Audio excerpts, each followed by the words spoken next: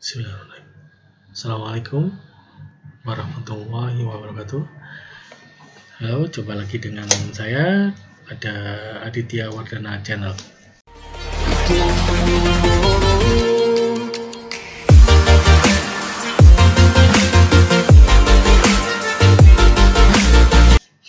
Ya, hari ini saya akan memberikan materi tentang machine learning. Ada berapa bagian sih machine learning itu? Coba kalian jawab di kolom chat ya. Ya, machine learning ada 3 bagian. Ya, di antaranya yaitu supervised learning, unsupervised learning, dan reinforcement learning. Ya, apa sih supervised learning itu? Ya, supervised learning itu merupakan kumpulan data yang berlabel untuk melatih algoritma yang mengklasifikasikan data atau dia memprediksi secara akurat. Ya, jadi data itu sudah diberi label sehingga bisa memprediksi data-data yang sudah diberikan label tersebut. Kemudian contoh metodenya yaitu jaringan saraf tiruan, neural network, ya. Kemudian naive Bayes, ada regresi linear, dan supervector machine. Kemudian unsupervised learning yang digunakan untuk mengelompokkan data yang tidak berlabel. Ya, algoritma ini akan menemukan pola tersembunyi atau pengelompokan data tanpa pemberian label dari campur tangan manusia. Data yang masuk akan ditemukan oleh model itu sendiri. Ya, contohnya pengelompokan data customer. Ya, metode contohnya adalah PCA atau Principal Component Analysis. Ya, dan K-means clustering. Ya. Kemudian apa sih reinforcement learning itu? Reinforcement learning merupakan model pembelajaran mesin berdasarkan perilaku yang mirip dengan supervised learning. Tapi algoritma tidak dilatih menggunakan data sampel yang telah diberikan label. Model ini belajar sambil jalan, ya, dengan menggunakan trial dan error. Kalau berhasil atau hasil benar, maka hasilnya mendapatkan reward. Kalau salah, tidak mendapatkan reward atau nilai minus. Hasil akhirnya itu adalah urutan aksi atau langkah-langkah dengan rewards yang paling besar. Ya, untuk lebih jelasnya, mari kita perhatikan contohnya seperti ini. Ya, untuk supervised learning, ya, kita memiliki dataset, yaitu dataset buah. Yang saya ambil adalah buah jeruk, buah apel, dan buah pisang. Ya, di sini kita berikan pembelajaran di dalam machine learningnya. Ya, kita beri fiturnya, ya, fitur-fiturnya yaitu ada bentuk, ada ukuran, ada tekstur kulit. Ya, kemudian kita beri label pada dataset tersebut, yaitu ada dataset labelnya apel, jeruk, dan pisang. Di sini nanti akan muncul output yaitu predictive model. Ya, modelnya seperti apa? Yaitu ya kalau misalnya buah jeruk, ya dia akan berarti ada teksturnya, kulitnya dia terasa kasar, dia bulat, kemudian besarnya itu sekitar 5 cm misalnya seperti itu.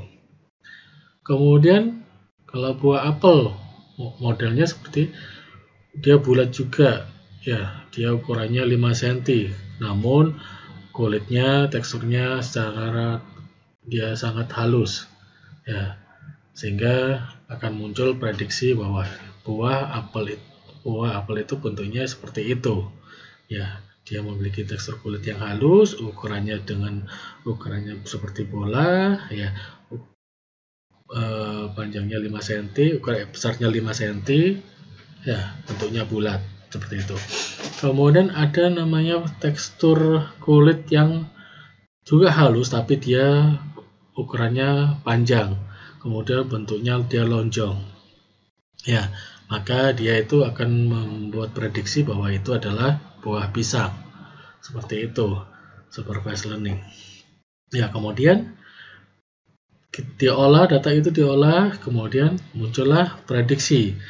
Oh, ternyata dengan kulit yang halus, dengan bentuk tekstur yang panjang, ukurannya yang panjang, ya bentuknya lonjong, oh dia akan muncul prediksi bahwa buah yang diolah adalah buah pisang, seperti itu. Ya, jadi supervised learning adalah dengan adanya label, mesin itu akan belajar. Ya, semakin banyak contoh, semakin banyak data, maka machine learning itu akan menjadi sangat cerdas. Ya, problem utamanya adalah dengan data. Jadi semakin banyak data, dia akan semakin bagus. Ya, dan semakin banyak contohnya, contoh pisang, buah pisang yang banyak modelnya, ya, misalnya buah pisang yang model yang lain itu dia akan menjadi pintar bahwa oh ternyata prediksinya buah yang lonjong, tekstur kulitnya yang halus, dia merupakan buah pisang. Begitu pula dengan buah jeruk, semakin banyak model yang diinputkan, semakin diberikan pembelajaran, maka mesin itu juga akan semakin pintar, bahkan memprediksinya bahwa oh buah itu adalah buah jeruk. Ya, supervised learning menggunakan label yang telah diberikan pada dataset, ya, digunakan untuk belajar atau melakukan proses training model, ya. Mesin mengetahui fitur-fitur apa yang digunakan dan label apa yang terkait dengan nilai dari fitur-fitur tersebut. Supervise karena proses belajar diawasi dengan mengecek label pada output, dia sudah benar atau belum. Kalau benar berarti mesin itu akan berjalan sesuai dengan rule-nya. Ya, proses belajar berhenti jika model yang dibentuk telah mencapai level performa tertentu. Ya, task pada supervised learning yaitu klasifikasi. Ya, klasifikasi itu merupakan proses belajar untuk melakukan prediksi nilai diskrit atau yang berisi kategori kelas, label dari sejumlah fitur. Kemudian ada task regresi linear, ya. Regresi linear merupakan suatu proses belajar untuk melakukan prediksi nilai continuous, ya berdasarkan dengan nilai floating point dari sejumlah fitur. Ya. Kemudian unsupervised learning, ya, dia tidak ada labelnya, ya, jadi dia hanya berdasarkan fitur-fitur yang sudah diinputkan, sehingga dia akan belajar sendiri, ya, dari bentuk, ukuran, tekstur kulitnya. Kemudian dia akan dikelompokkan. Oh, gambar ini merupakan gambar pisang, ya, dan ini gambar ini merupakan gambar apel, ya, sehingga akan muncul kelompok-kelompok buah yang sudah diinputkan, ya. Sehingga pada saat kita melakukan input data buah jeruk, semakin banyak macam buah jeruknya, maka dia akan mengetahui oh ini buah jeruk, ya, maka dia akan dikelompokkan dengan oh buah ini buah jeruk, seperti itu. Kemudian ada buah apel, juga dia akan masuk ke klaster apel, ya. Kemudian buah pisang, dia akan dikelompokkan menjadi klaster pisang, seperti itu. Unsupervised learning tidak menggunakan label untuk belajar, ya. Dia melihat data berdasarkan kemiripan fitur-fiturnya saja, ya. Tidak ada pengecekan benar atau salah, sehingga dinamakan unsupervised atau tidak diawasi, ya. Proses belajar akan berhenti saat hasil pengelompokan sudah memenuhi kriteria tertentu, ya, seperti cohesion dan separation. Ya, cohesion adalah merupakan nilai-nilai yang bisa menggambarkan nilai similarity atau kemiripan antar fitur dalam satu klaster, ya. Apabila sudah banyak nilai miripnya, maka nilai unsupervised-nya berjalan dengan baik, ya, dalam satu klaster, ya. Misalnya nilai kemiripannya buah apel dengan buah apel dalam satu klaster itu, oh dia berarti sudah berjalan unsupervised-nya. Kemudian separation, ya, dia merupakan nilai yang menyatakan jarak antar fitur pada klaster yang berbeda.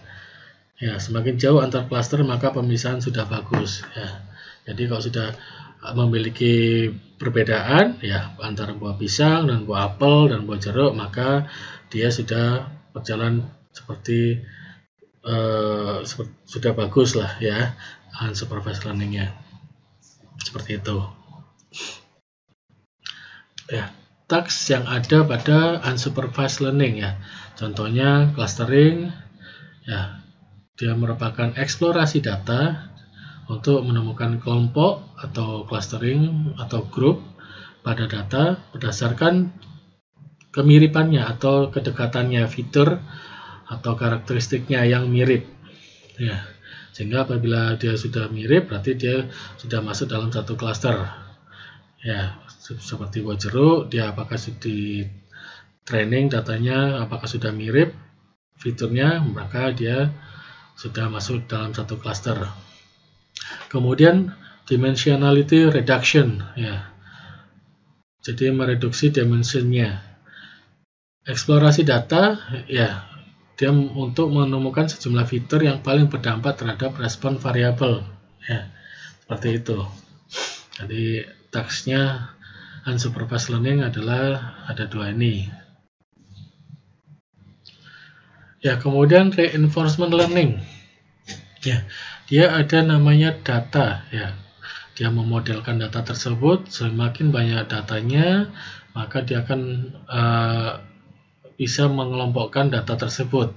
Ya, dia berdasarkan tingkah lakunya. Misalnya datanya jeruk, oh ternyata modelnya jeruk, terus berarti akan keluar outputnya, nanti nilainya positif, maka dia akan hasilnya seperti data input yang sudah diinputkan, seperti itu. Ya, contoh lainnya misalnya data customer ya. Bagaimana customer itu dalam proses pemilihan barang, misalnya oh ternyata dia lebih sering memilih barang A ya, jadi dia akan memodelkan barang A dikelompokkan semuanya ya, jadi dia akan melakukan pembelajaran seperti itu ya. Ya, ini merupakan contoh-contoh riset pada machine learning ya. Contohnya untuk mendeteksi Alzheimer dengan menggunakan metode machine learning ya. Kemudian ada namanya teknik dalam mencari atau mengklasifikasikan tentang Alzheimer pada otak ya, dengan menggunakan ya KNN, K-Nearest Network ya. Seperti itu contoh riset yang ada pada machine learning ya. Ya, selamat belajar ya. Nanti kita akan kembali lagi dengan regresi linear. Cukup sekian dari saya, terima kasih.